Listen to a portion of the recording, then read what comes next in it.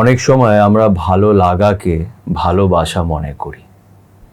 অনেক আশা, অনেক স্মৃতি এবং অনেক স্বপ্ন সাজিয়ে ফেলি, আর তারপর যখন সেই স্বপ্নগুলো ভাঙে তখন অনেক কষ্ট হয়। সামনের মানুষটাকে আমরা অন্ধের মতন ভালোবাসতে লাগি, ওর জন্যে সব কিছু করার চেষ্টা করি, কিন্তু তা সত্ত্বেও সেই মানুষটা আমাদের সেই ভালোবাসাটা দেয় না যেটা আমরা তার কাছ থেকে আশা করি। আর তখন মনের ভেতরে একটা প্রশ্ন আসে যে এই মানুষটা কি আমায় সত্যি ভালোবাসে? কি করে বুঝবে? কি করে বুঝবে তুমি যার জন্যে এত কিছু করছো সে সত্যি তোমার ভালোবাসার যোগ্য কিনা? আজকে আমি তোমাদের এমন 3টে সাইন বলবো, 3টে জিনিস যেটা এই মানুষটা যদি তোমার জন্য করে থাকে তাহলে বুঝে নিও যে এই মানুষটা তোমাকে ভালোবাসে। আর যদি এইগুলো না থাকে তোমাদের এই রিলেশনশিপের মাঝখানে, তাহলে বুঝে নিও যে এই সম্পর্কর কোনো মানে নেই, এই মানুষটা তোমায় হয়তো ভালোবাসে না। তাই আজকের এই ভিডিওটা খুব ইম্পর্টেন্ট, পারলে ভিডিওটাকে শেষ অবধি দেখো এবং নিজের মতামত রেখো। তো চলো আর সময় নষ্ট না করে আজকের এই ইম্পর্টেন্ট ভিডিওটা শুরু করা যাক। দেখো, আজকের এই ভিডিওটি শুরু করবার আগে আমি একটা কথা তোমাদের সাথে শেয়ার করতে চাই। সেটা হচ্ছে যে অনেকজনের সাথেই আমার কথা হয়, অনেকজনই নিজের প্রবলেম আমার সাথে শেয়ার করে। একটা জিনিস যেটা আমি নোটিস করেছি, নিজের লাইফেও রিয়েলাইজ করেছি, যে দিনের শেষে আমরা সবাই একা এবং আমরা সবাই কাউকে চাই। মানে আমাদের সবার একটা পার্টনার দরকার, একটা মানুষ যার সাথে আমরা দুটো কথা বলতে পারবো, যার সাথে নিজের দুঃখ শেয়ার করতে পারবো, নিজের খুশি শেয়ার করতে পারবো। এটা আমরা সবাই চাই, সবাই চাই এরকম একটা পার্টনার যে আমাদের একটু হলেও বুঝবে বা আমাদের কথা শুনবে। কিন্তু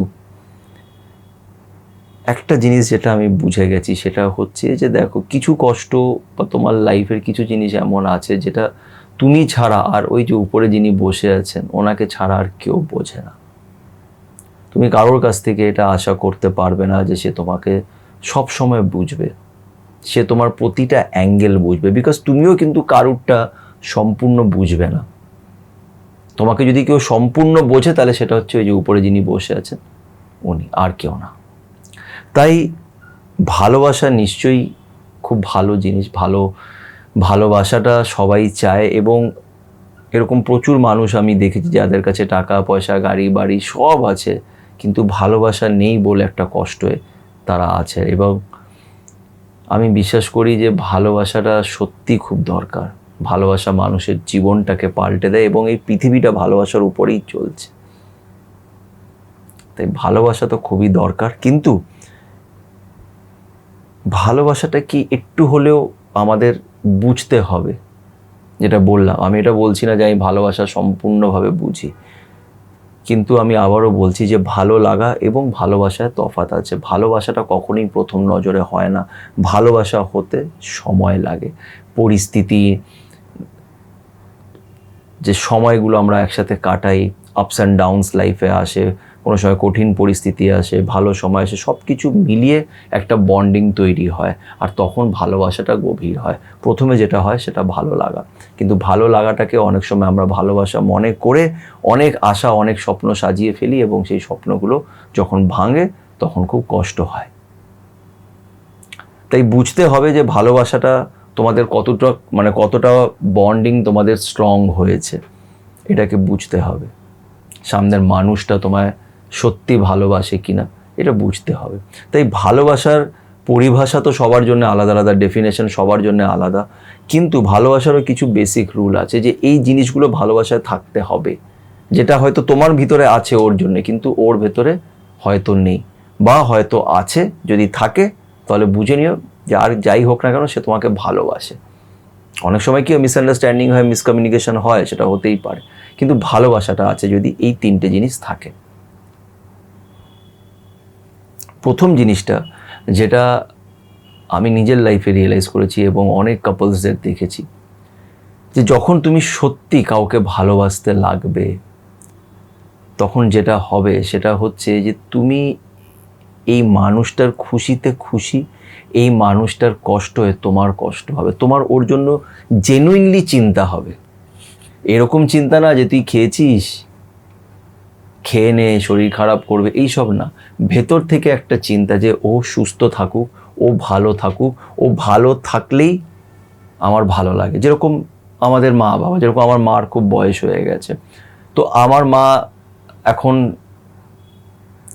উনি যেভাবে থাকেন, মানে হাসি খুশি থাকে, টিভি দেখছে, নিজের বন্ধুদের সাথে আড্ডা মারছে, একটু ঘুরতে ফিরতে যাচ্ছে, এটা দেখে আমি খুশি থাকি, আমি নিশ্চিন্ত থাকি যে না ঠিক আছে, মা নিজের মতন করে ভালো আছে, এতে আমার ভালো লাগে। এবার মার কোনো একটা কষ্ট হলে আমার ভেতর থেকে সেই কষ্টটা হতে লাগে যে মা এখন কষ্ট পাচ্ছে, এটা খারাপ লাগছে। তো তোমার যে মনটা আছে, মন কিন্তু এটা বোঝে না যে সামনের মানুষটা তোমার বয়ফ্রেন্ড কি গার্লফ্রেন্ড, ও তোমার মা, ও তোমার দিদি, ও তোমার ভাই, ও তোমার বন্ধু। মন ভালোবাসা বোঝে, আর এটা কোনো ডায়লগ না, এটা কিন্তু রিয়ালিটি। মন কিন্তু এরকমভাবে ডিফারেন্সিয়েট করে না, মা বাবার জন্য আলাদা ভালোবাসা, বাচ্চার জন্য আলাদা, বউয়ের জন্য আলাদা, বরের জন্য আলাদা, এরকম না। মন ভালোবাসতে জানে, ওর যার প্রতি ভালোবাসা হয়ে যাবে ও তার প্রতি এরকমভাবেই রিয়্যাক্ট করবে যে তোমার কষ্টতে আমার কষ্ট, তুমি বাবা ভালো থাকো, এতে আমার ভালো লাগছে, তাহলে আমি নিশ্চিন্ত। যে তোমার কোনো অসুবিধা হলেই আমার একটা ডিস্টার্বেন্স হতে শুরু করে, আমার অসুবিধা হতে শুরু করে, বিকজ তোমার অসুবিধা হচ্ছে। এরকম রিলেশনশিপে এইগুলো, এই ভালোবাসায় কী হয় বলো তো, কোনো কম্পিটিশন থাকে না, ঝগড়া থাকলেও তারা মিটিয়ে নেয়। ঝগড়া হয়ে গেলে আচ্ছা আমাকে এরকম বলি, দাঁড়া এবার আমি তোকে দেখাচ্ছি, দাঁড়া আমি তোর কাছ থেকে বদলা নেব, রিভেঞ্জ নেব, এই জিনিসগুলো মাথায় আর আসেই না। এটা হচ্ছে ভালোবাসা, আর এটা নিজের থেকে হয়, এটা কেউ জোর করে করতে পারে না। ভালোবাসা যার প্রতি হবে সেটা অটোমেটিকলি, তুমি জোর করে কাউকে ভালোবাসতে পারবে না, জোর করে এগুলো নিজের ভিতরে ইমপ্লিমেন্ট করে তুমি প্রেম বা লাভ স্টোরি ক্রিয়েট করতে পারবে না। লাভ স্টোরি ক্রিয়েট করা হয় না, লাভ স্টোরি আপনা আপনি হয়।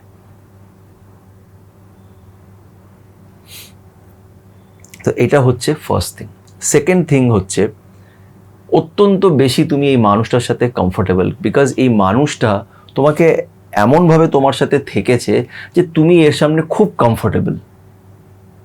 এই যে আজকে তোমাদের মধ্যে হয়তো অনেকজন যারা এই ভিডিওটা দেখছো, তারা হয়তো ভাবছো যে ওকে একটা ফোন করবো কি, জানি না ও কি ভাববে। এই যে তুমি ভাবছো, তার মানে কি তোমাদের বন্ডিংটা সেরকম নেই, তুমি অতটা কমফোর্টেবল নও, বা তোমার ওর সামনে যেতে গেলে তোমাকে নিজেকে প্রিপেয়ার করে যেতে হচ্ছে, তুমি কি বলবে কি না কি বলবে তুমি সেভাবে নিজেকে রেডি করছো। মানে তুমি ওর সামনে একদম এক্স্যাক্টলি ওরকম নও যেরকম তুমি অ্যাজ এ পার্সন, তুমি যেরকম, তুমি সেরকমভাবে তার সামনে যেতে পারছো না, বিকজ সেই মানুষটা তোমাকে সেই কমফর্টটা দেয়নি। সেই মানুষটা তোমাকে সেই কমফর্টটা দেয়নি। তোমাকে সবসময় তার সামনে একটু নিজেকে টিপটপ করে যেতে হচ্ছে, তোমাকে অনেক ভেবে চিন্তে কথা বলতে হচ্ছে, বিকজ ও তোমার সাথে সেইভাবেই বিহেভ করে, অতটা কমফর্ট তোমাকে সে দেয়নি। তো যেখানে খুব স্ট্রং ভালোবাসা হবে, যেখানে ভালোবাসাটা আছে, সেখানে একটা কমফর্টের ব্যাপারটা চলে আসে যে আমি ওকে কিছু বলতে পারি, আমি ওর কাছ থেকে কিছু চাইতে পারি, আমার কোনো লজ্জা নেই, আমার কোনো লজ্জা নেই ওকে এটা বলতে। যখন লজ্জা ব্যাপারটা অনেকটা চলে যাবে, যখন তুমি তার সামনে একদম ফ্রিলি থাকতে পারবে, তুমি তাকে নিজের সব কথাই বলতে পারবে, এটা দরকার। নালে ভালোবাসা, তাহলে সেই মানুষটাকে, ভালোবাসার মানুষটাকে রেখে আমি কি করবো যদি আমি তাকে সব কথা নাই বলতে পারি, তার সামনে যদি আমাকে সেজে গুজে যেতে হয়, তার সামনে যদি আমাকে খুব মানে অন্যরকমভাবে থাকতে হয়, তাহলে সেটা ভালোবাসা নয়। তো কমফর্ট ব্যাপারটা থাকতে হবে। তোমার পার্টনার যদি তোমাকে সেইভাবে কমফর্ট করিয়ে থাকে যে তুমি ওর সামনে আরামসে যেতে পারো, তাহলে সত্যি কথা বলতে গেলে তোমরা হয়তো আজকে আলাদাও হতে না, আর তোমাকে হয়তো আজকে ভিডিওটা দেখতেও হতো না। কেন, যাদের মধ্যে এই কমফর্টের ব্যাপারটা থাকে, যারা এক দুজনের একে অপরে খুব বেশি আপন থাকে, তারা নিজের ঝগড়া মিটিয়ে নেয়, তারা লং টার্মের জন্য আলাদা হয়ই না, তারা নিজের ঝগড়া মিটিয়ে নিয়ে আবার একে অপরের সাথে চলে যায়, বিকজ তাদের মধ্যে ইগোটা থাকে না, ইগো ব্যাপারটাই আসে না। আর এখান থেকেই আসছে third point, which is very very very important any relationship. এই পয়েন্টটা খুব ইম্পর্টেন্ট, যে রেসপেক্ট। সেই মানুষটার তোমার প্রতি একটা রেসপেক্ট আছে, রেসপেক্ট থাকলেই কমফর্টটা আসবে, আর কমফর্টটা এলে পরেই তুমি ওই মানুষটার কথা ভাববে, তার খুশিতে তুমি খুশি হবে, তার কষ্টতে তোমার কষ্ট হবে। একদম যে ফার্স্ট পয়েন্টটা ছিল, এই রেসপেক্টটা হচ্ছে গোড়া। এই রেসপেক্টটা না থাকলে তুমি এই মানুষটার চোখে নিজের জন্য রেসপেক্ট দিতে পারবে। তোমাদের যতই ঝগড়া হোক না কেন, তোমরা একে অপরকে মানিয়ে নেবে, because at the end of the day তোমরা একে অপরকে রেসপেক্ট করো, একে অপরকে ভালোবাসো। রেসপেক্টটা যদি না থাকে, সে তোমাকে চর থাপড় মারছে, তুমি ওকে মারছো, গালাগালি করছো, নোংরা কথাবার্তা বলছো, একে অপরের প্রতি যখন ঝগড়া হচ্ছে রিভেঞ্জ নেওয়ার চেষ্টা করছো, এগুলো ভালোবাসা নয়। ঝগড়া হয়, খুব বাজে ঝগড়া, আমি সেটা বলছি না, কিন্তু মারধর করো, অনেক রিলেশনশিপ এরকম হয়, মারধর করছে, উল্টাপাল্টা খুবই নোংরা লেভেলে চলে যাচ্ছে কথাবার্তায়, সেখানে ভালোবাসা থাকে না, সেটাকে জেদ বলে, অবসেশন বলে, যে আমার এই মানুষটাকে চাই, নিজের কাছে রাখতে হবে, ব্যাস। ওই জেদ অবসেশনটা ভালোবাসা নয়। ভালোবাসায় তুমি সবসময় সামনের মানুষটাকে ফ্রি রাখবে, যে ও যেখানেই যাক ও আমার, কেন আমাকে সত্যি ভালোবাসে, আমি ওকে সত্যি ভালোবাসি। তুমি যাকে ভালোবাসো তুমি তার সাথেই থাকবে। আমি যদি কাউকে ভালোবাসি, আমি তাকে ছেড়ে যাবোই কেন অন্য কারোর কাছে? আর যদি আমি তাকে ছেড়ে যাই অন্য কারোর কাছে, তার মানে হয়তো আমার এর সাথে সেরকম ভালোবাসাটা আর নেই, তাই না? তো রেসপেক্টটা খুব ইম্পর্টেন্ট। রেসপেক্ট না থাকলে ভালোবাসা হয় না। তো এবার তোমাদের দেখতে হবে যে তোমার পার্টনারের মধ্যে এই গুণগুলো আছে কিনা। এই গুণগুলো যদি থেকে থাকে, তোমাদের রিলেশনশিপে যদি এই জিনিসগুলো থেকে থাকে, তাহলে বুঝে নিও যে এই মানুষটা তোমাকে সত্যি ভালোবাসে। তাই এই মানুষটাকে ছেড়ে যেতে দিও না, একে নিজের সাথে রাখো। ঝগড়া হয়ে থাকলে তাকে মানিয়ে নাও, সরি বলে দাও, এখানে ইগোটাকে মাঝখানে এনো না।